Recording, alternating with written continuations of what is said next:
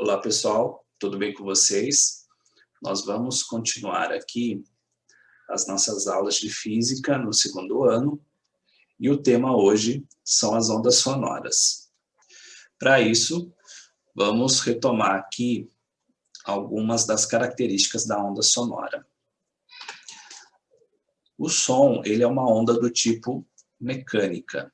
Isso significa que a onda sonora, ela apenas se propaga havendo um meio material para isso ocorrer. O som não se propaga no vácuo. E uma outra característica da onda é que ela é do tipo longitudinal. A onda longitudinal é aquela na qual a direção de propagação da onda é a mesma direção da vibração, da oscilação que está ocorrendo ali. Então, enquanto o som se propaga, a sua direção de propagação é a mesma direção de vibração das partículas do meio material no qual a onda está se propagando. Retomada essas duas características da onda sonora, vamos imaginar um som, uma onda sonora, sendo emitido por essa fonte, no caso um alto-falante. Se fosse possível a gente tirar uma fotografia do som se propagando no ar, provavelmente teríamos uma figura semelhante a essa. O que a gente observa? Nessa figura, cada pontinho azul representa uma molécula de ar.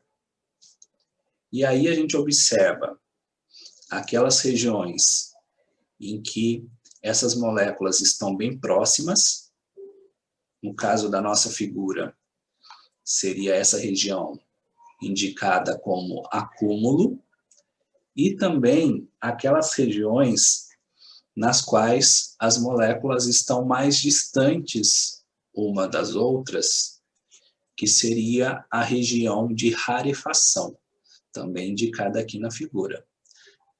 No caso, eu tenho uma imagem estática, mas vamos lembrar que isso se alterna no decorrer do tempo. Então, à medida que a onda se propaga, ora essa região indicada aqui, ela será uma região de acúmulo, ora ela será uma região de rarefação. Isso vai se alternando com o passar do tempo. Bom, e se a gente conseguisse fazer uma representação gráfica dessa onda sonora? Nós teríamos uma curva semelhante a essa. No caso, considerando a nossa representação, no eixo vertical, a gente poderia indicar essa pressão correspondente a cada região do ar, e também a questão da posição, comparando ali a propagação da onda.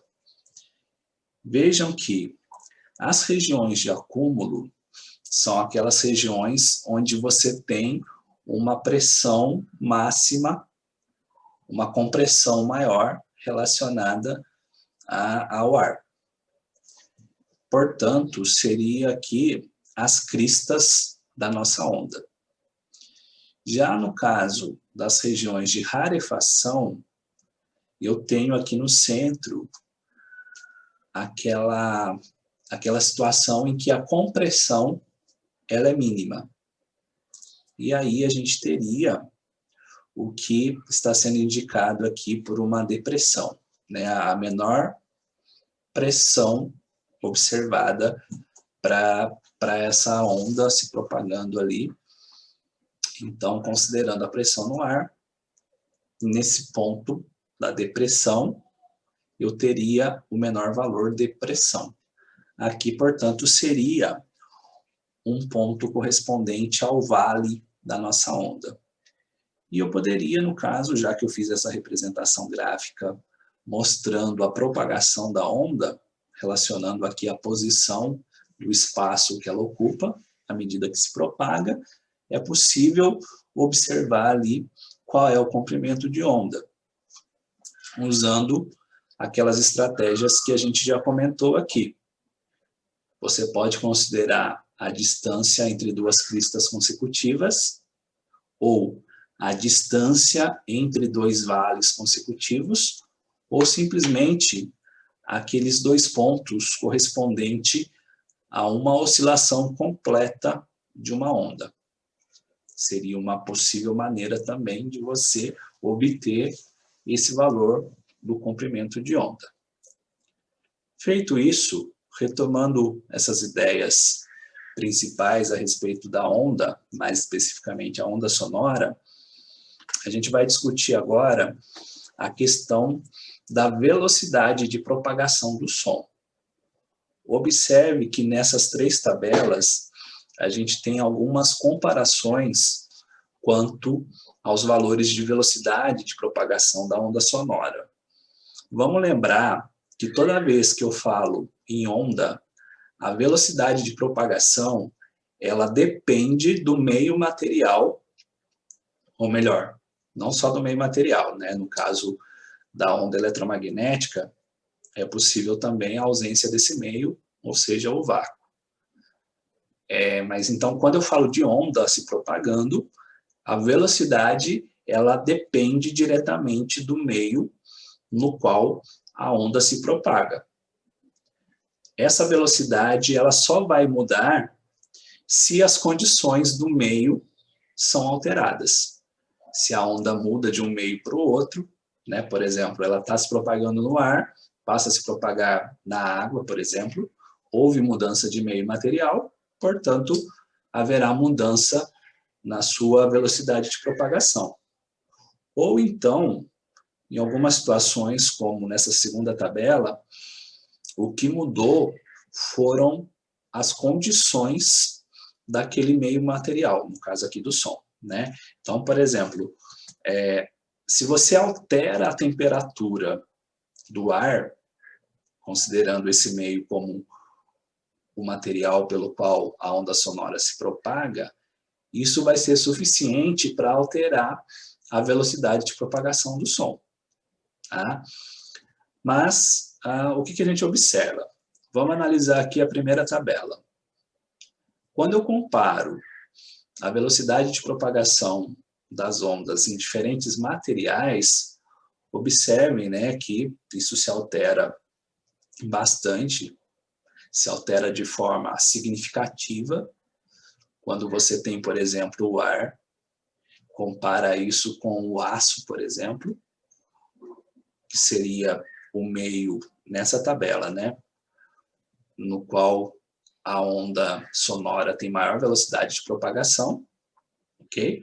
Lembrando que aqui, essa velocidade de propagação, ela está sendo medida em metros por segundo. Então, se eu comparo o ar com o aço, observem que no ar, essa velocidade de propagação, ela é de 331 metros por segundo, enquanto que no aço eu tenho lá uma velocidade de propagação de 5.940 metros por segundo, de quase 6.000 metros por segundo.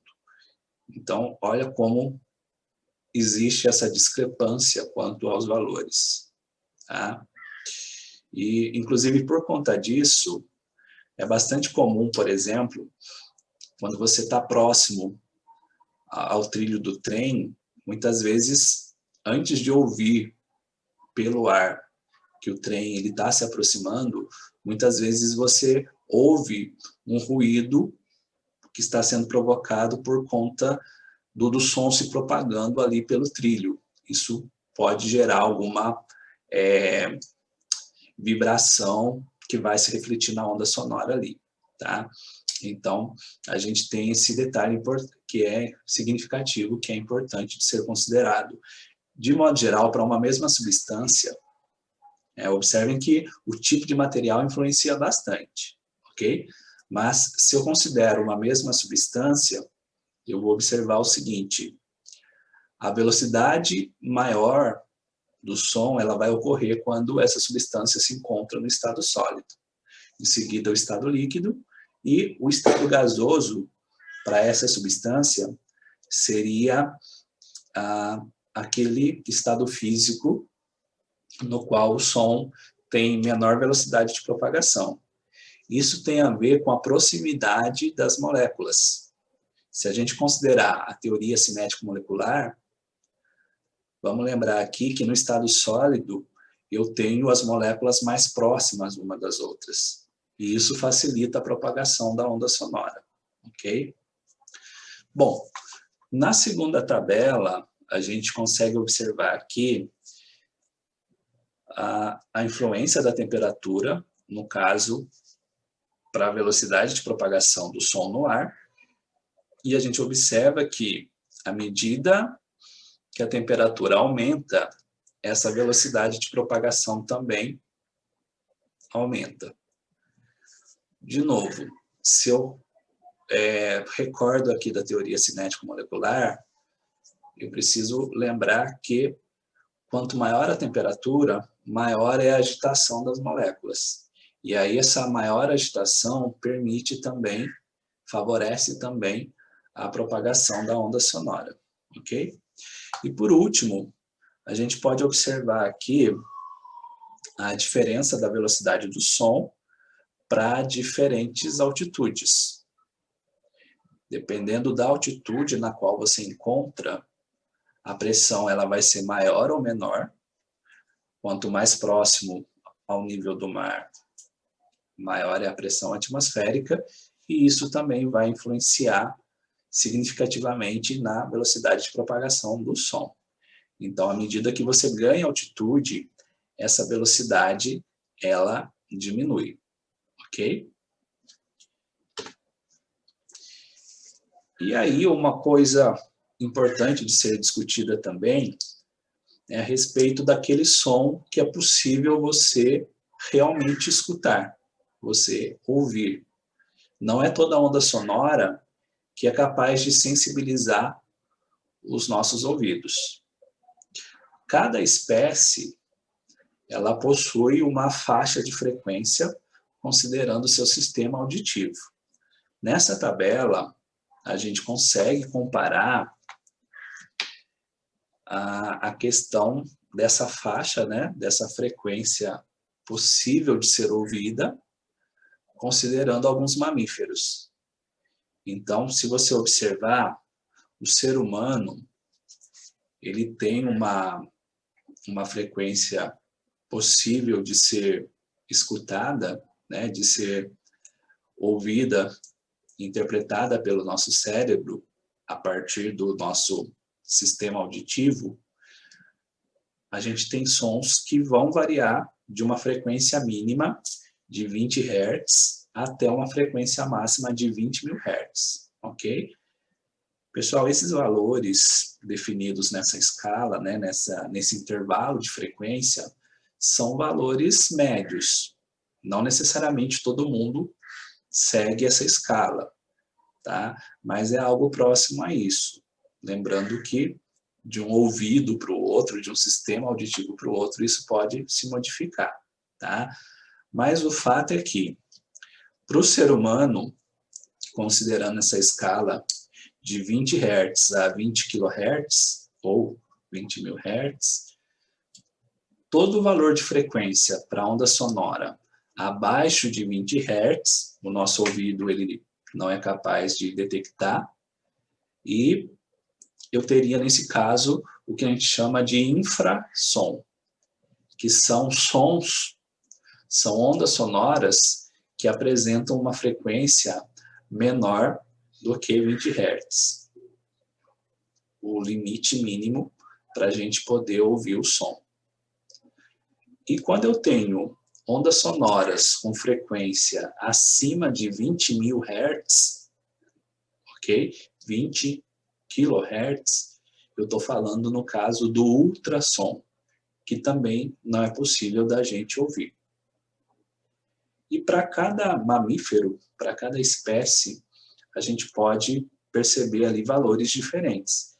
Então, percebam que no caso de um cachorro, por exemplo, ele é capaz de ouvir sons com frequência um pouco menor do que essa frequência de 20 Hz que a gente ouve, né, a frequência mínima, no caso do cachorro é de 15 Hz, e também quando a gente tem lá a questão das frequências maiores, o cachorro realmente ele tem um ouvido muito mais sensível que o nosso, pois ele é capaz de ouvir sons de até 50 mil Hz. Né? Por conta disso, existem aqueles apitos que são bastante usados para adestramento de cães, que emitem sons que o nosso ouvido não é capaz de captar, mas que estimula, que sensibiliza o sistema auditivo dos cachorros.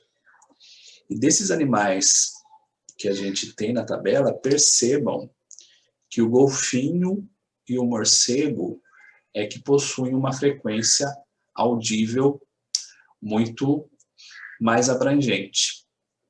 E isso é fundamental, considerando que esses animais, eles possuem ali um sistema de se movimentar, de se localizar, baseado justamente na reflexão do som.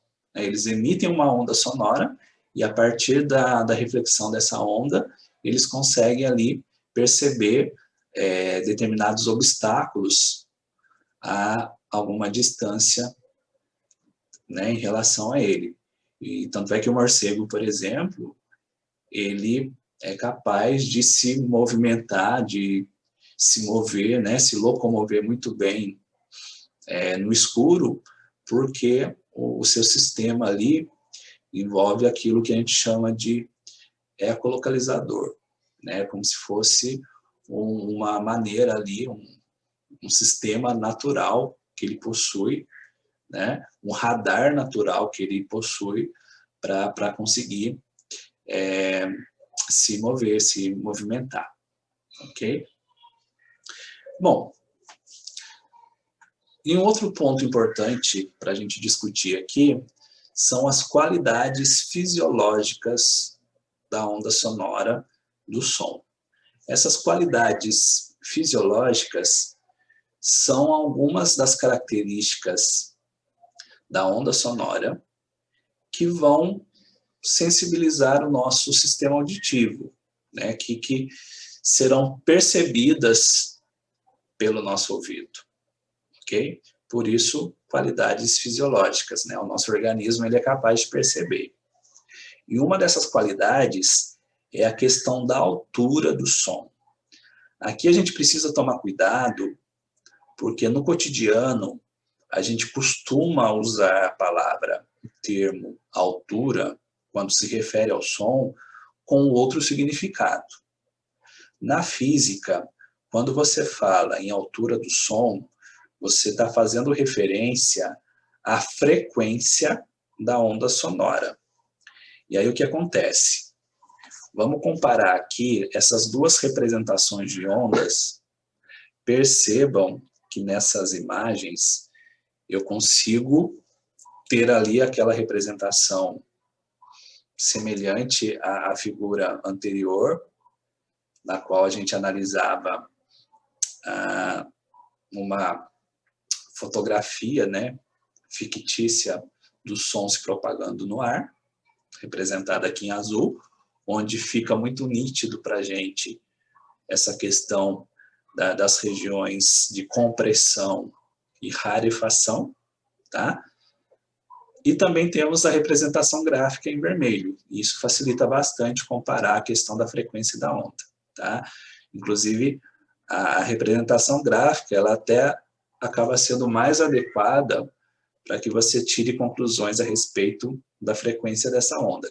Embora, no caso da frequência, é até possível chegar a algumas conclusões considerando essa imagem aqui em azul.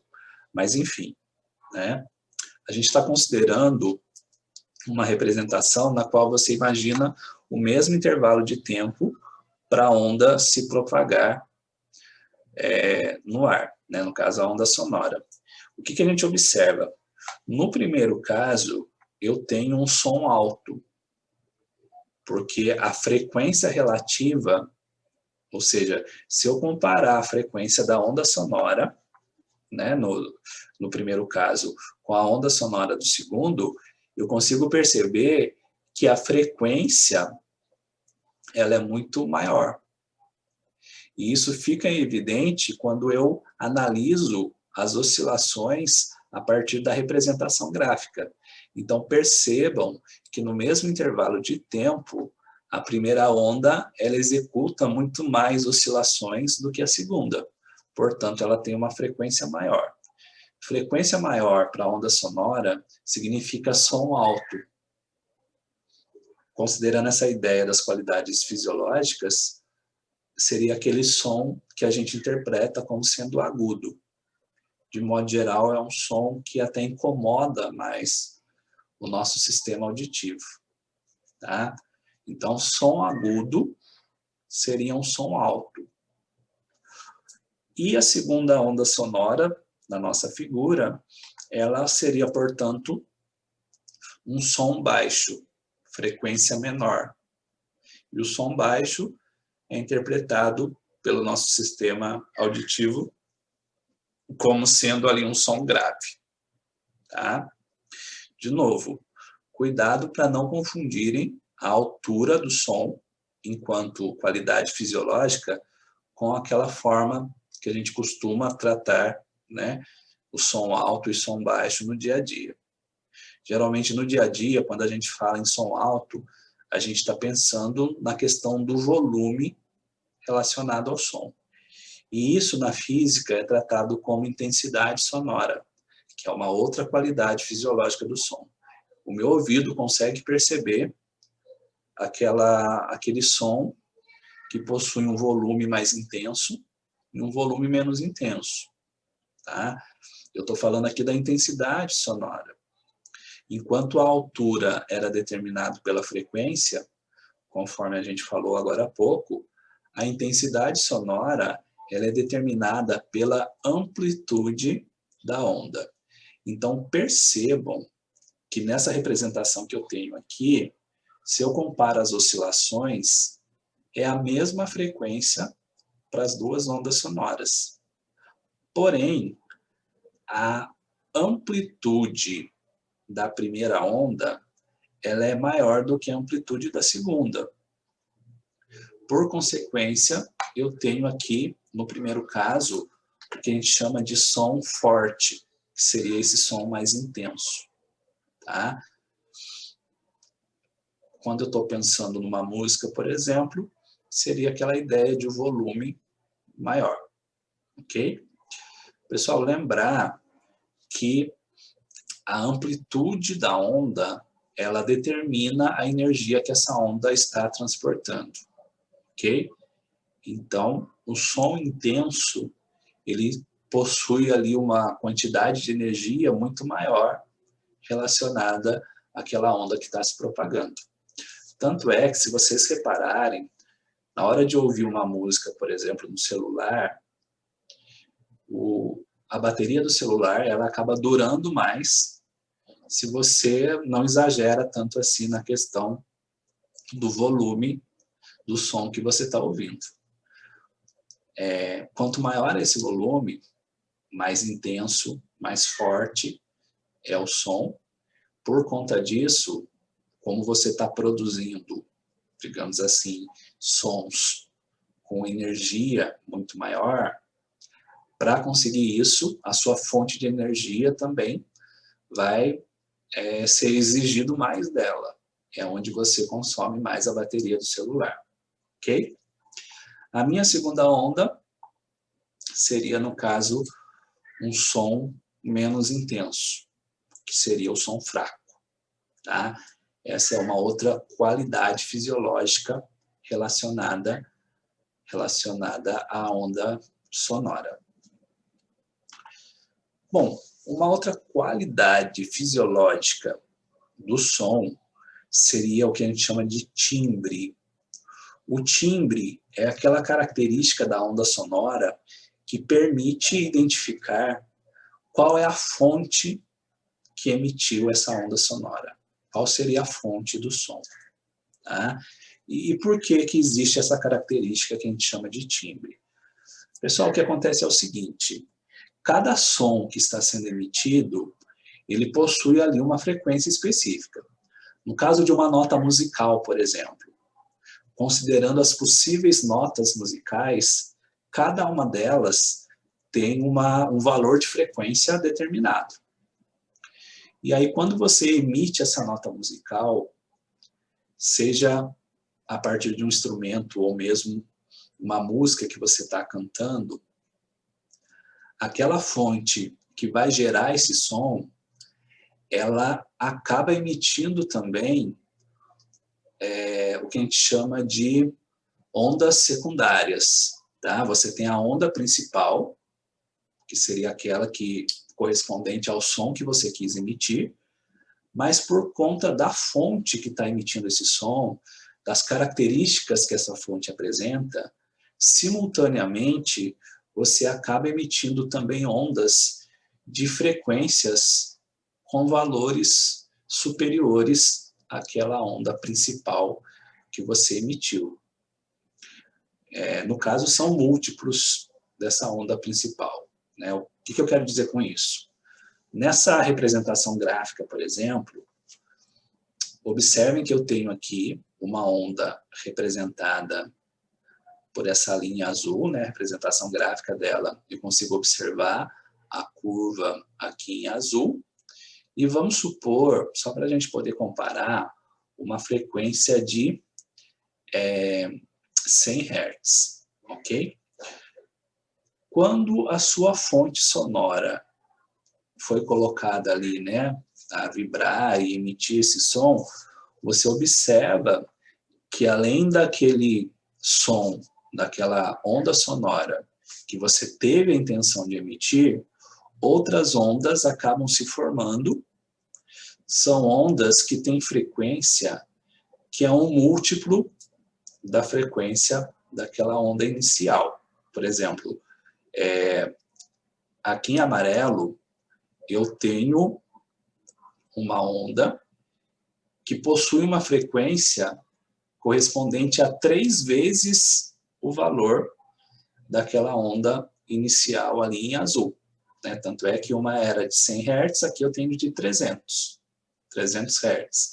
Se eu comparar as oscilações, observe que nesse mesmo intervalo de tempo, para uma oscilação completa da onda emitida aqui em azul, eu vou observar 1, 2, 3 oscilações no mesmo intervalo de tempo.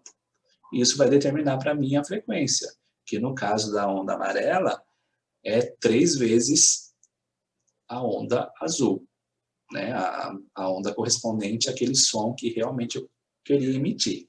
Tá? E eu tenho aqui também a representação de uma onda, né, que acabou sendo formada e que, no caso, possui frequência 5 vezes da frequência da onda original. Era 100 Hz, aqui eu tenho 500 Hz. Se eu comparar a quantidade de oscilações, eu vou perceber que no mesmo intervalo de tempo, eu tenho 5 oscilações para essa onda aqui, né, representada em vermelho, para uma oscilação completa dessa onda em azul. Se a gente comparar, é possível perceber também a amplitude relativa dessas ondas, né? Por que amplitude relativa? Porque aqui a gente não definiu qual é a unidade de medida para essa amplitude. A gente não falou se é centímetro, se é metro, se é milímetro, enfim, né? A gente apenas indicou o valor. Então, comparativamente, eu observo que a onda em amarelo possui metade da amplitude da onda em azul. Essa onda aqui, né, essa última onda representada, de frequência 500 Hz, ela possui uma amplitude que é 1/4 da amplitude da onda original. Tá? Então, no caso específico desse exemplo, a sua intenção foi emitir um som com essa característica aqui representada em azul. Porém, as características ali da fonte que produziu essa onda sonora acabou fazendo com que, ao mesmo tempo, também fossem emitidas ondas sonoras de frequência superiores, tá?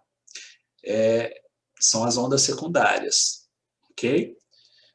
Geralmente a gente costuma chamar essa onda principal de onda fundamental, onda sonora fundamental, e aqui eu tenho o que a gente chama de harmônicos, que são essas ondas com frequência superior, né, com valores maiores de frequência, sempre múltiplos daquela frequência fundamental. Mas o fato é o seguinte, as três ondas estão sendo emitidas ao mesmo tempo. Por conta disso, o seu ouvido ele vai captar uma onda resultante, que é essa, representada aqui em roxo, tá? Que é uma mistura das três ondas. Porém, nesse resultado final, você observa que a frequência do som que é emitido realmente é aquela frequência do som que você quis emitir. O que muda um pouquinho é essa qualidade fisiológica, né? Essa forma como você entende o som, tá? Então, a frequência é a mesma, porém, é diferente, não é aquele som puro que eu quis emitir, que realmente vai acontecer ali. E isso define o que a gente chama de timbre, tá? Para ficar, talvez, um pouco mais fácil de vocês compreenderem, pensa na questão dos instrumentos musicais. Eu consigo distinguir qual é o instrumento que está emitindo aquele som, mesmo sendo a mesma nota musical, vamos supor que eu tenho lá, né, no caso desses exemplos, tá? Violão, clarinete e o oboé. Eu tenho aqui um instrumento de corda, dois instrumentos de sopro, e se uma mesma nota musical é emitida por esses instrumentos, mesmo se eu estou de costas para ele, eu vou conseguir saber dizer, eu vou poder dizer qual é o instrumento que emitiu essa nota.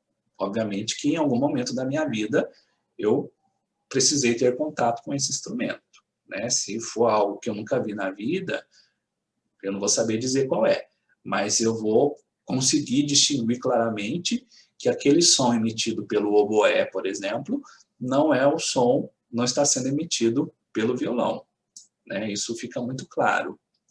E aí, quando a gente analisa as representações gráficas desse som, o mesmo som emitidos por fontes diferentes, a gente entende, né, essa questão do timbre, porque isso fica muito nítido na representação gráfica da onda sonora.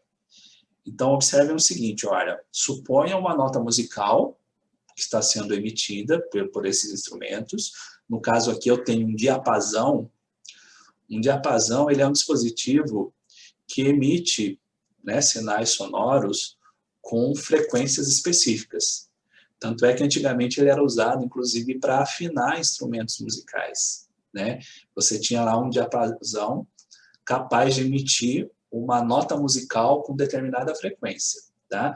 E a partir dela, aquela pessoa que tivesse uma sensibilidade auditiva maior, ela era capaz de afinar os instrumentos musicais, tá? Hoje em dia a gente tem aplicativos que são capazes de fazer isso. Porém, isso foi muito usado, né, em tempos antigos aí, tá? Mas o fato é o seguinte, o diapasão, ele é capaz de emitir aquela nota musical pura, né, com aquela frequência específica. E aí, quando eu observo a representação da onda sonora, eu tenho uma representação gráfica bem convencional, aquela que a gente, né, está acostumado de perceber aí, tá? A gente usou bastante nos nossos exercícios. Agora, quando eu vou para outras fontes, né, no caso aqui, esses instrumentos musicais, eu já tenho ali os timbres característicos em que a onda sonora ela é resultado, na verdade, da superposição de diferentes ondas emitidas de forma simultânea. que tem a ver com aquela explicação que eu fiz antes para vocês, né? Então, essa onda aqui, no caso do violão, ela é resultado de uma onda que eu quis emitir, né, semelhante a essa do diapasão, o que seria a nossa onda pura, tá? Mas eu vou ter aqui, na verdade, uma onda mais complexa, resultado dessa superposição, porque além do fundamental, né, daquela onda sonora fundamental que foi emitida, a gente teve também de forma simultânea a emissão de alguns harmônicos por esse instrumento, né, que são ondas sonoras com frequências superiores àquela que eu quis emitir. O resultado, como eu falei anteriormente, é uma onda sonora que vai ter, sim, aquela frequência que eu quis emitir, né? Assim como foi o caso do diapasão, porém, tem uma característica muito sua, muito própria ali. O timbre, ele possibilita essa identidade da fonte sonora. É como se fosse a carteira de identidade do instrumento, ou, no caso, da fonte. É algo semelhante à voz, né? Cada pessoa tem uma voz muito característica. Então, os timbres são diferentes, tá? Porque o nosso sistema aqui, para fala, é diferente de uma pessoa para outra, tá? Então, é isso que define o timbre como uma característica, uma qualidade fisiológica do som, ok? Bom, e aqui eu trago para vocês alguns exercícios para a gente perceber se os principais conceitos discutidos aqui, eles realmente estão claros para vocês. Nesse primeiro exercício, eu trago a seguinte representação gráfica, no caso a representação de uma onda sonora, e a gente quer, no caso da letra A, determinar a frequência dessa onda sonora. Na letra B, a gente vai usar essa tabela para identificar quais são os seres vivos capazes de ouvir, de detectar o som representado aqui nesse exercício. Vamos analisar, portanto, essa representação gráfica que nós temos aqui, tá? Pessoal, e aí o seguinte, olha só. Percebam, né, que essa representação gráfica, ela mostra para mim a amplitude, ok, da onda. Não foi determinada aqui qual é a unidade de medida para o caso da amplitude, mas como o nosso interesse não é falar a respeito, né, da amplitude em si, então as informações que eu tenho aqui são suficientes para a nossa intenção da letra A. O que me interessa é a frequência dessa onda, tá? E olhando a tabela, ou melhor, olhando a representação gráfica, se eu tenho o tempo de propagação dessa onda sonora, significa que eu sou capaz de determinar aqui qual é o período para essa onda. Lembra que o período é uma outra característica de qualquer onda. E ele é o inverso da frequência. Então, se eu consigo inicialmente determinar o período dessa onda, eu vou conseguir determinar a frequência, tá? Então, vou começar aqui fazendo esse cálculo, tentando observar qual é o período da nossa onda. Percebam que foi indicado aqui para a gente, nesse eixo do tempo, aqui na horizontal, que dois espaços, aliás, que o espaço correspondente a dois quadradinhos, né, a dois lados de quadradinhos, representa para a gente 10 microsegundos. Aqui eu tenho uma informação importante, porque microsegundo eu tenho que transformar em segundo, tá? Na física, toda vez que eu falo em micro, eu estou me referindo a um valor que é 1 milhão de vezes menor do que a unidade principal. Então, por exemplo, microsegundo é 1 milhão de vezes menor do que um segundo. 1 milhão de vezes menor, basta multiplicar pela potência de 10, correspondente a 10 elevado a menos 6. Tá? Então, quando eu falo que eu tenho esse espacinho aqui, correspondente a 10 microsegundos, significa que eu tenho 10 vezes 10 a menos 6 segundos. Se eu usar a propriedade matemática aqui, né, multiplicação de potências de mesma base, significa que eu posso conservar a base, que é 10, e somar os expoentes. A minha primeira potência aqui, né, de base 10, o expoente é 1, vou somar com menos 6, e aí eu tenho 10 elevado a menos 5 segundos, como sendo o intervalo de tempo correspondente aqui a esses dois quadradinhos, tá? Mas, o que é o período de uma onda? O período de uma onda é aquele intervalo de tempo necessário para que a onda execute uma oscilação completa, tá? Então, observa o seguinte, ó. Lembra daquela análise que a gente costuma fazer. Defina qual é a posição de equilíbrio dessa onda, ok? Que está aqui na metade da representação gráfica.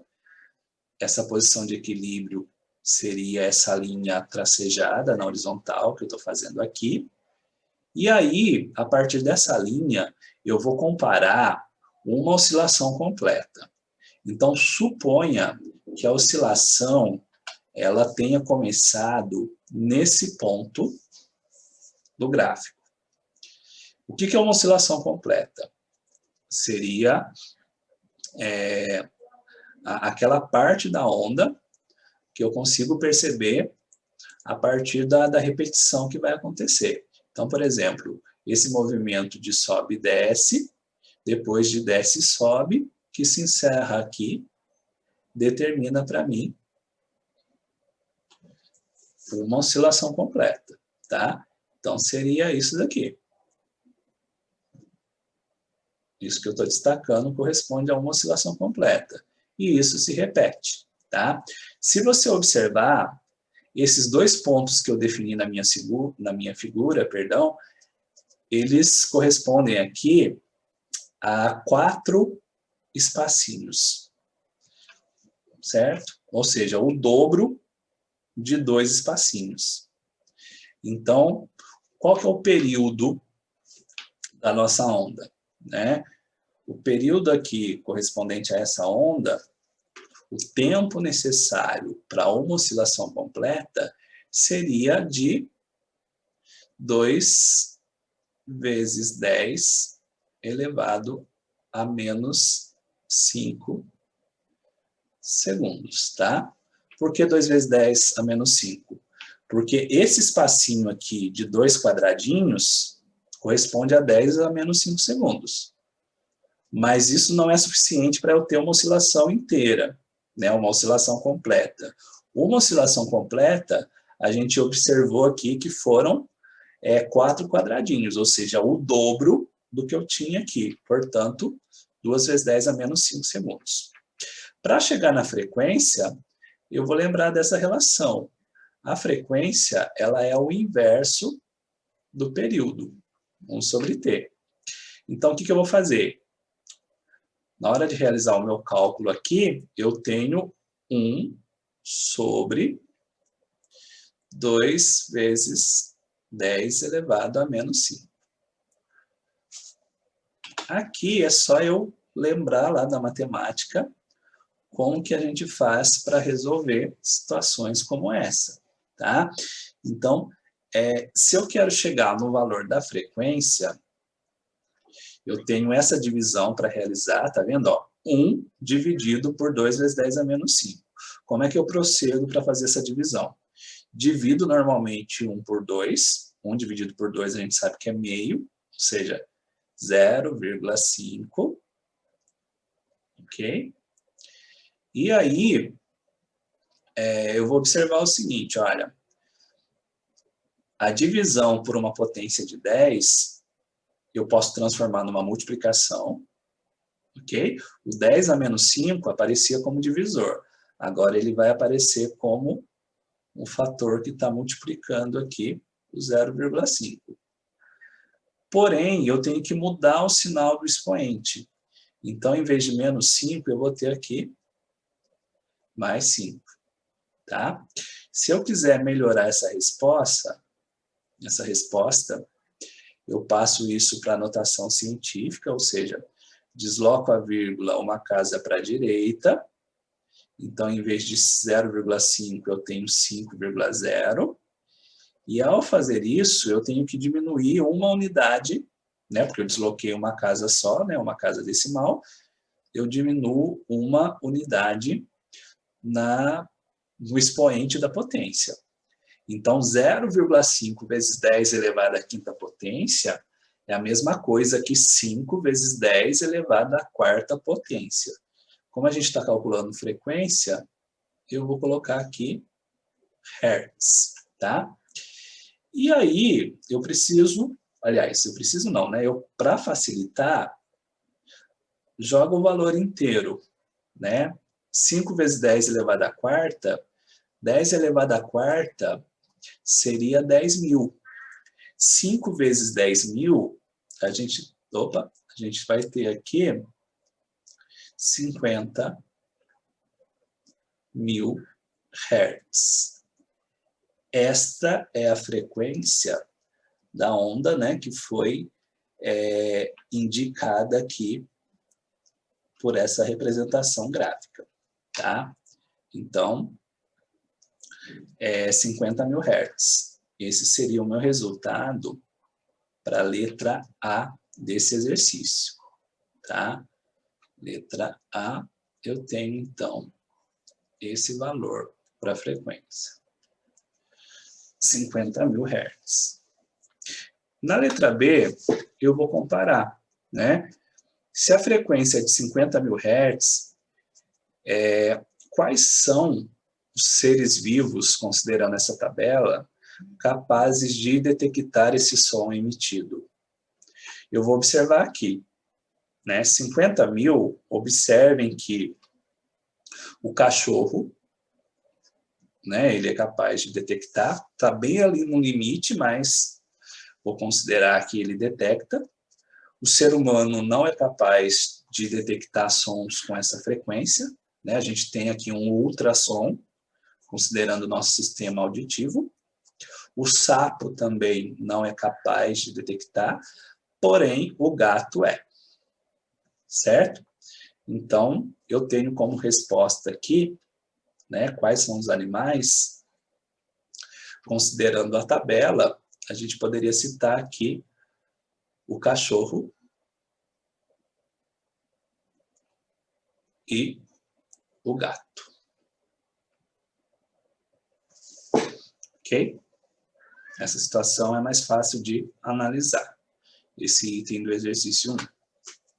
Bom, no exercício 2, a gente vai comparar agora duas ondas sonoras, cujos gráficos são representados abaixo, e a gente vai comparar a questão da altura e da intensidade do som, tá?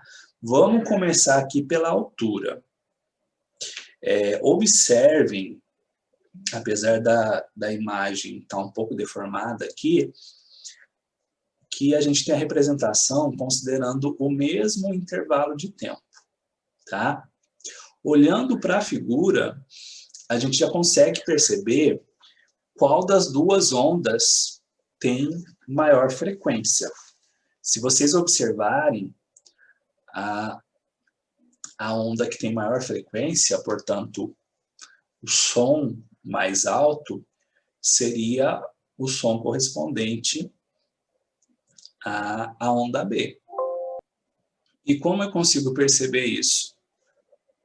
No mesmo intervalo de tempo, a quantidade de oscilações da onda A é menor do que da onda B, tá? Compara aqui, olha, No caso da onda A, para ficar mais fácil, vamos delimitar aqui uma oscilação completa, considerando desse ponto até esse. Né? Então, percebam, eu tenho aqui uma oscilação completa, tá? E para essa uma oscilação completa, eu consegui observar aqui que foram necessários 1, 2, 3, 4, 5, 6, 7, 8 quadradinhos para isso acontecer. Pega agora 8 quadradinhos aqui na figura B, olha. 2, 4, 6, 8. Né? Percebam que nesse mesmo intervalo de tempo, a onda B, ela executa, olha, uma oscilação, duas. Então, se a gente fosse comparar, a frequência da onda B é 2 vezes o valor da frequência da onda A. Porque nesse mesmo intervalo de tempo que a gente considerou, eu tive uma oscilação completa para a onda A e 2 oscilações completas para a onda B. Tá? Então, a frequência da onda B é o dobro. Portanto, a onda B ela é maior, aliás, ela tem frequência maior, portanto, seria um som mais alto, um som agudo. Tá? Vou até colocar essa informação aqui. Ok? Então, vamos lá. A onda B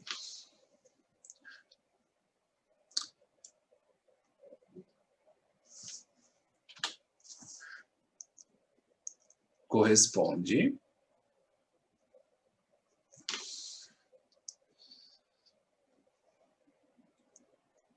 ao som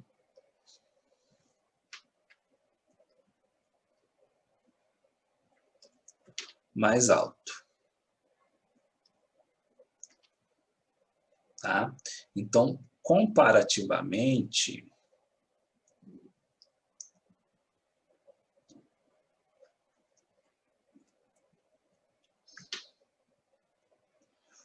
o som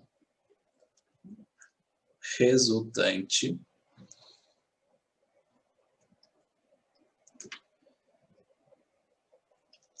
da onda B é agudo e o som da onda A é grave. Feita essa comparação quanto à altura sonora, vamos pensar na intensidade. Onde é que eu tenho som forte e onde é que eu tenho som fraco? Como é que eu analiso isso? A amplitude da onda. Então, vejam bem, a onda B, ela possui uma amplitude maior do que o da onda A também. Né? Observe que a amplitude aqui da onda B, eu consigo observar, no caso, o espaço ali, né? Vamos comparar, olha. No caso aqui, a onda B, eu tenho... Lembra que a amplitude ela vai da posição de equilíbrio até um ponto mais afastado. Eu estou pegando aqui uma crista, mas poderia ser o vale. Então, eu tive, 1, 2, 3, 4 espacinhos também, né? 4 quadradinhos entre a posição de equilíbrio e a crista dessa onda B. Enquanto que na onda A eu vou observar 2 quadradinhos apenas. A amplitude da onda A também é menor. Ok? Portanto, onda B também é mais intensa que a onda A. Vou colocar aqui. A onda B corresponde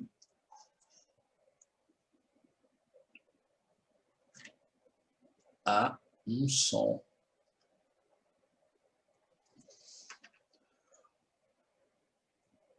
mais intenso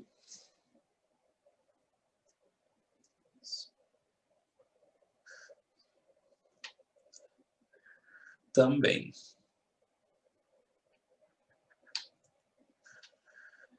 E aí eu posso falar, né, que o som da onda A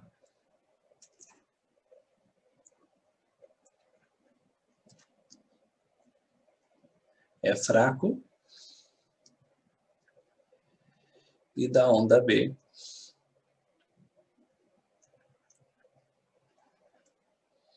é forte. Isso comparativamente também, né? Você comparando uma onda com a outra, tá? Então, em termos de volume, o volume mais intenso seria correspondente ao som resultante da onda sonora B, ok? Bom, pessoal, no exercício de número 3, a gente tem a seguinte situação. As figuras a seguir representam as ondas emitidas por um diapasão e por um violão. À direita delas, os gráficos mostram as frequências emitidas por cada uma dessas fontes. No item A, nós vamos analisar se as duas fontes estão emitindo a mesma nota musical. Justifique. Bom, conforme eu falei há pouco com vocês, o diapasão, eles são dispositivos capazes de emitir sons com uma frequência específica, ok? E então, quando eu analiso essa representação gráfica da onda, eu percebo aquele estilo de uma onda mais simples que a gente costuma fazer, ok? Enquanto que o violão, ele vai emitir ali não apenas aquele som mais simples, né, aquela onda sonora mais simples, como é o caso do diapasão, mas, considerando aquela ideia do timbre, essa fonte sonora, ela acaba emitindo também, por conta das suas características ali, outros harmônicos, né? Outras ondas sonoras com frequência maior do que aquela que você teve intenção de emitir, tá? Por isso, esse formato que a gente observa aqui para o violão, né, no caso à esquerda, eu tenho esse formato de uma onda mais complexa, tá? Bom, porém, observem o padrão de repetição. Aqui no diapasão, considerando a onda simples, está bem claro de perceber esse padrão de repetição, e a gente percebe ali, tá? A nossa referência vão ser essas linhas aqui, né, da cor preta, paralelas umas às outras. Então, percebam que nesses 3 espaços determinados por essa linha, eu consigo perceber 3 vibrações, 3 oscilações, melhor dizendo, no caso do diapasão. E o mesmo vai acontecer no caso do violão, tá? Então, se a gente considera essas linhas paralelas que eu falei aqui, né, como delimitando para a gente essa propagação da onda no ar, né, no caso da onda sonora no ar, a gente percebe ali que são sons com a mesma frequência, tá? Mesmo eu tendo o violão emitindo vários harmônicos ali, a onda resultante ela apresenta a mesma frequência do que aquela onda sonora emitida pelo diapasão. Então, as duas fontes estão emitindo a nota musical, aliás, estão emitindo a mesma nota musical? Sim, né? As duas fontes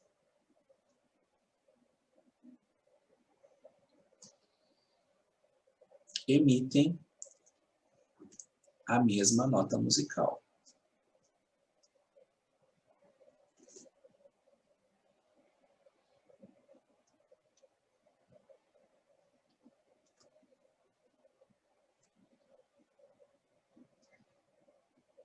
E aí, a gente vai justificar isso? Como é que a gente chegou a essa conclusão?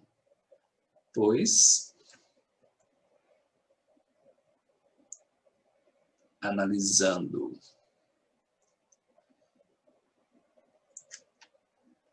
a figura da esquerda,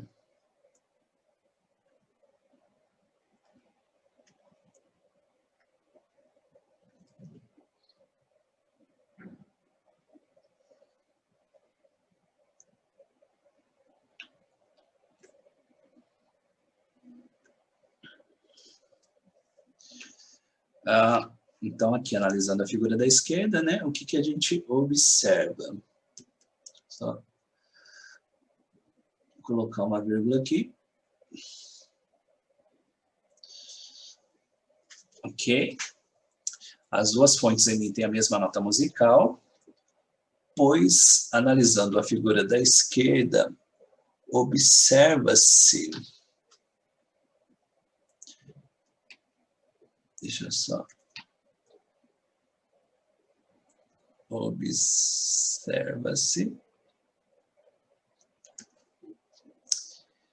que as duas ondas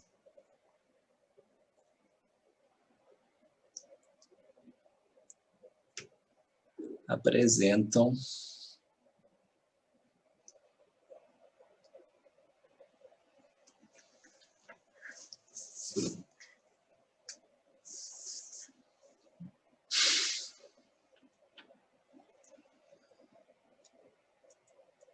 mesma quantidade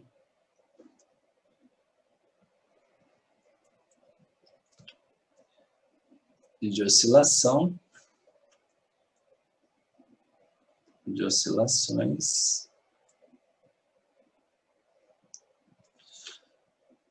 no espaço considerado.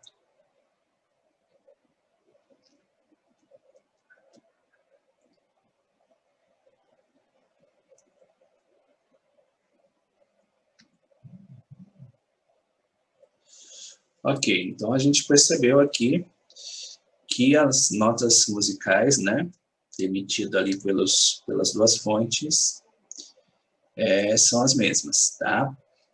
Bom, depois no item B, vamos analisar qual das fontes sonoras emite um som que pode ser chamado de puro. Qual que é a ideia do som puro? O som puro é aquele que tem uma frequência bastante definida, né? Uma única frequência ali definida, que é o caso do diapasão, tá? A gente consegue perceber isso a partir do gráfico à direita, né? Pelo gráfico à direita, você percebe que o diapasão ele está emitindo apenas uma onda sonora com aquela frequência, né? Aqui não está indicado os valores, mas a gente consegue fazer essa comparação. Enquanto que o violão, eu consigo observar no gráfico várias frequências sendo emitidas, né? Então, a gente tem ondas diferentes aqui, tá? Então, a gente pode colocar dessa forma. O diapasão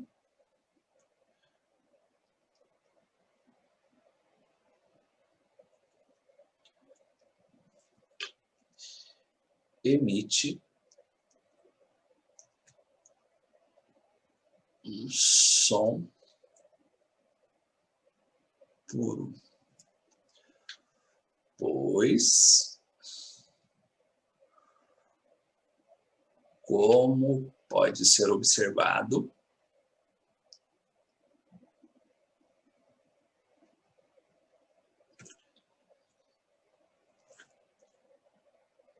na figura direita,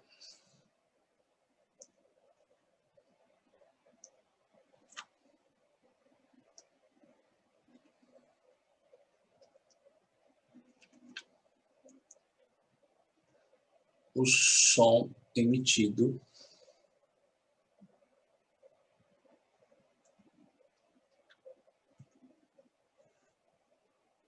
possui uma única frequência.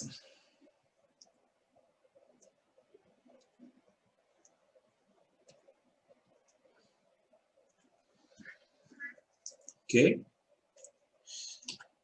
E, finalmente, na letra C, analisando a figura e o gráfico do violão, quantifique os harmônicos que formam a onda sonora por ele emitida. Então, no caso, né, ao contrário do diapasão, o violão ele não emite um som puro, porque o som emitido por ele é resultante de uma superposição de várias ondas sonoras, né? E a gente pode observar isso a partir dos diferentes valores de frequências que aparecem aqui no gráfico, tá?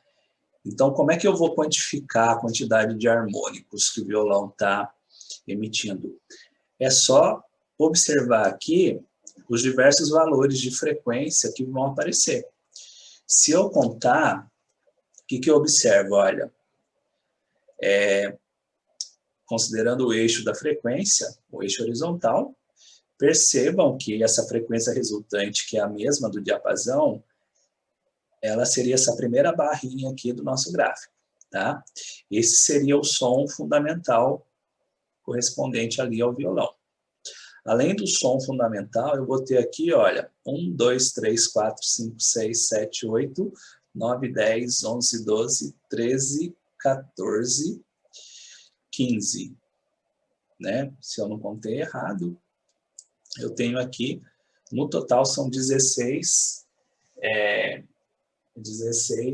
barras, né? Que a gente pode observar nessa figura. 16 valores de frequências, tá? Então, eu tenho lá o harmônico fundamental mais 15 harmônicos, tá? Então, vou colocar aqui, além do fundamental,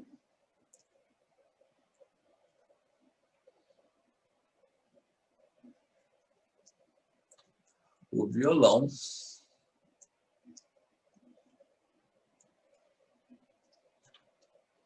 emite também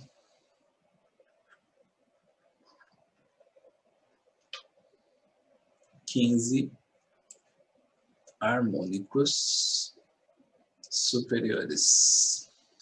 Bom, pessoal, com isso a gente encerra a nossa aula.